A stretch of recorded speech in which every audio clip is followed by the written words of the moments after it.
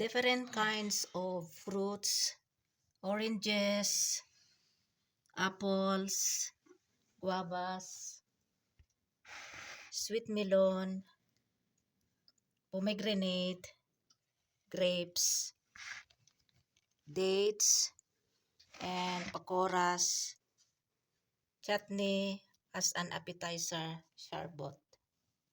So this is our iftari for 7th Ramadan fasting, alhamdulillah. Pakoras.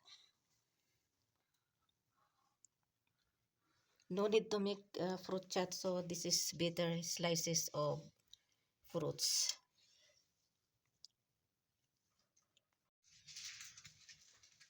Ito para ito sa akin, dinengdeng, bali okra lang at saka talong ang hinalo ko dito na gulay. Tapos nilagyan ko ng konting bagoong isda na homemade. Nilagyan ko ng kamatis, sibuyas, bawang, luya, tapos tubig at saka asin lang. Yan lang. Yan, dinengdeng. Tapos ito yung kahapon, hindi ako nagluto ngayon para sa kanila. Kasi meron pa namang extra. So, bali ito ay para sa akin lang. Tinira sa akin. Oh. Kumain na sila kasi pag open fasting, kumain lang sila ng dates, tapos tubig, tapos direct na silang kumain. Kaya ito lang para sa akin. So, ako kasi late na akong kumain pagkatapos ng namas ng Isya. Pero hindi ko ito kakainin, ito lang para sa akin o dinengdeng with white rice kasi meron pa akong extra na rice nung isang araw. So bali ipainit ko na lang. Ito masarap ito kasi dinengdeng. Itong sa kanila nagawa na ako ng chapati, konti na lang yung natira, siguro 1.5 na kubos kasi ilan yung ginawa ko? 4 kay Fahad, 4 din kay Langga, 2 kay Lakay, 2 kay Fatma. So, may extra yata sa hotpot na 1.5. Pero sa akin rice talaga kasi itong dinengdeng. Ito ang aking dinner. Pinainit ko na lang ito. Ayan, umuusok pa. Bago ko lang pinainit. Tapos ito na yung dinengdeng. Ayan. At saka meron pa akong bukas ng umaga pang siri o kaya suhor. Yan, meron pa ako. Meron pala akong tawag dito, 1/2 kilogram na fresh buffalo milk. Sinit aside ko ng 1 day, 2 days yata. Ito yung organic yogurt. Masarap ito kasi organic yogurt. Ayan, tikman ko nga. Matamis-tamis. Bismillahirrahmanirrahim. Ang sarap. Masarap ang organic na yogurt. Either cow o kaya buffalo.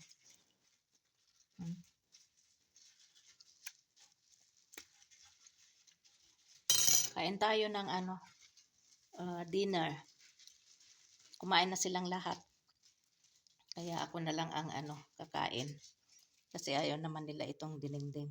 Ako lang kakain ito. Alhamdulillah. Tapos na naman ang 7th Ramadan fasting. Bukas 8th Ramadan na. Malapit nang matapos ang fasting Ramadan itong year na ito, 2025. Alhamdulillah. Bumili na din si Fahad doon sa Raulakot kasi mas mura doon. Kasi yung pinagkukunan namin dito sa aming village ay ang laki ng patong nila. Itong 4.5 liters na na cooking oil. Isang bottle ay ewan ko magkano ito sa Raulakot. Siguro mga 3,500 ito. Tapos pag dito naman yung pinagkukunan namin ng konsumo ay nasa 4,500.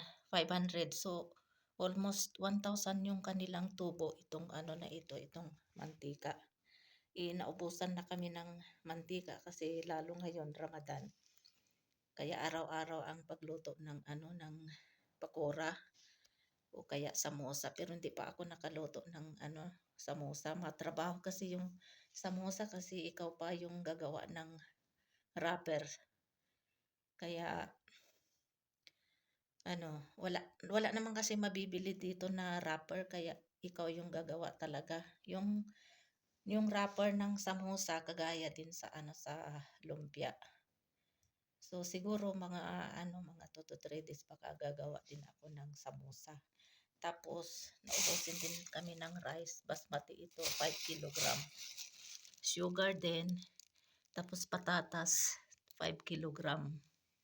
Ayan, kasi need mo talaga ito sa pakora. Tapos ito yung binili niya na prutas, tiga half kilogram ito. Yung isang piraso na malaki ay yun in-slice ko na. Tapos ito yung pomegranate, anar, granada.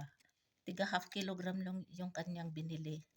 Yung isa na granada, anar o kaya pomegranate yun yung hinalo ko doon sa in-slice kong mga prutas, apples. Tapos ito yung sweet melon, half kilogram din ito, hinati ko. Kaya ito mga 2 to 3 days ko ito gamitin. Yan. May 2 days pa ito, dalawang isahan bukas, tapos ito na naman yan.